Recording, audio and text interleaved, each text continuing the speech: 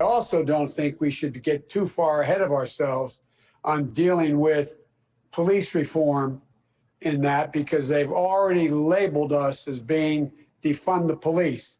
Anything we put forward in terms of the organizational structure to change policing, which I promise you will occur, promise you. That's how they beat the living hell out of us across the country, saying that we're talking about defunding the police. We're not. We're talking about holding them accountable. If you believe, as I do, that we should be able to reform the criminal justice system so that it's not biased and treats everybody fairly, I guess you can use a snappy slogan like defund the police, but you know you've lost a big audience the minute you say it, which makes it a lot less likely that you're actually going to get the changes you want done. The key is deciding, do you want to actually get something done, or do you want to feel good among the people you already agree with? So did the term defund the police hurt down-ballot Democrats in the 2020 election? If you ask party leaders like Barack Obama and Joe Biden, the answer is yes. But a new piece in The Atlantic argues that analysis is far too simplistic. The piece, entitled "Stop Scapegoating Progressives," says Democrats need elected officials to do what Trump never did: accept responsibility. Its author, Ibram X. Kendi, joins us now. He's founding director of American University's Anti-Racist Research and Policy Center and author of the best-selling book, How to Be an Anti-Racist.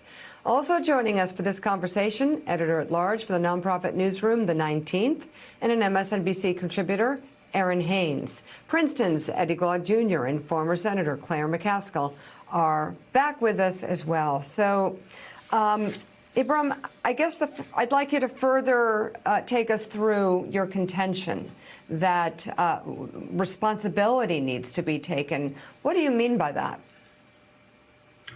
Well, first, I mean, after the election, we had Republicans claiming that Donald Trump lost, but down-ballot Republicans won because of widespread voter fraud.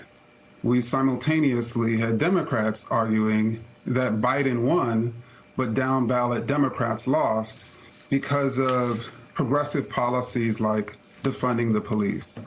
We obviously know that there's no evidence that substantiates widespread voter fraud.